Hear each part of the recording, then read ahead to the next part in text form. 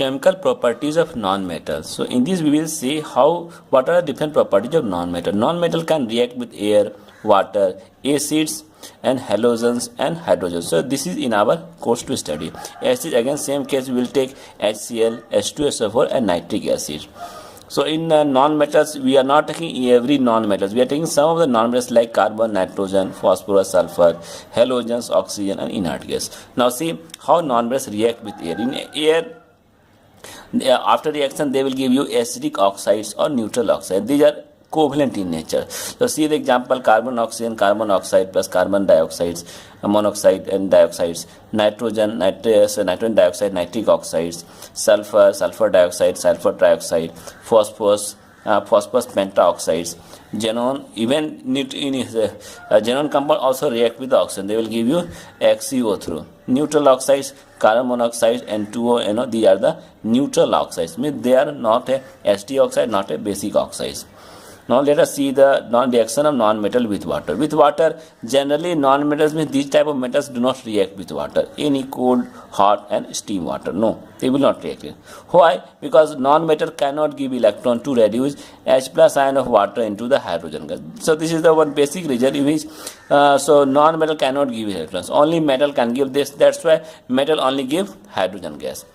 But we have some special cases, exceptional cases like carbon. If you give red hot carbon in presence of steam with some special condition, high temperature, high pressure, then they will convert into carbon monoxide plus hydrogen gas. This is one special gas called as water gas, and other name is called synthesis gas. And this is one industrial fuel in the industry, very important fuel for the production of energy. Even fluorine, chlorine, they will also react with the this waters, and they give corresponding product like hydrogen fluoride, oxygen with fluorine, HCl plus oxygen in case of Cl2 plus water. This is a photochemical reaction. This is a vigorous reaction with fluorine. Now third, non-metal reaction of non-metal with the acids. So even non-metal do not react with the acids. They cannot displace hydrogen from the acids, means HCl, H2SO4 and nitric acids. But there are non-metal carbon, phosphorus, sulfur, iodine, they react with the acids. Like carbon, sulfur, phosphorus, they react with the, they do not, these three elements, they do not react with dilute or concentrated HCl or dilute H2SO4.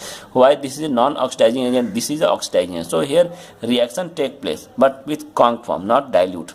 Let us see the example. You can see here carbon, dilute HNO3. So main product is CO2. So with dilute, you can see here dilute. In other cases, phosphorus dilute, they will give you nitric oxide. But if you take a conc nitric acid, they will give you NO2 plus water. One is acid, other is NO2, second is water. With sulfuric acid, they will give you CO2 plus SO2 plus water.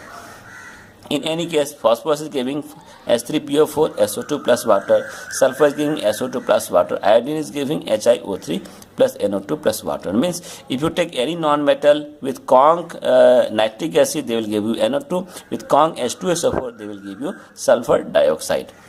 And if you take a dilute, they will give you nitric oxide and respective carbonic acid plus water is there. So we need to remember nitric acid gives, in conc nitric acid give NO2, conc H2SO4 give SO2, and dilute HNO3 will give NO and acids plus water. Now reaction of non-metal with halogens. Halogens means bromine, Cl2, iodine, fluorine. They will give a metallic halide. These are the covalent halides. So here are some of the reactions: carbon plus Cl2, phosphorus plus Cl2, PCl3, sulfur plus fluorine SF4, iodine plus Cl2, ICl, this is called interhalogen compound, Cl2 plus oxygen, ClO2.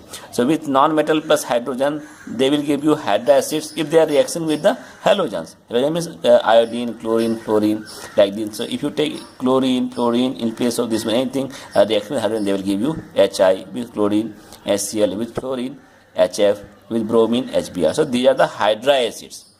Again, non-metal N2 plus hydrogen, or if you give some conditions, they will give you ammonia. Similarly, oxygen plus hydrogen, we already know this is a reaction called water.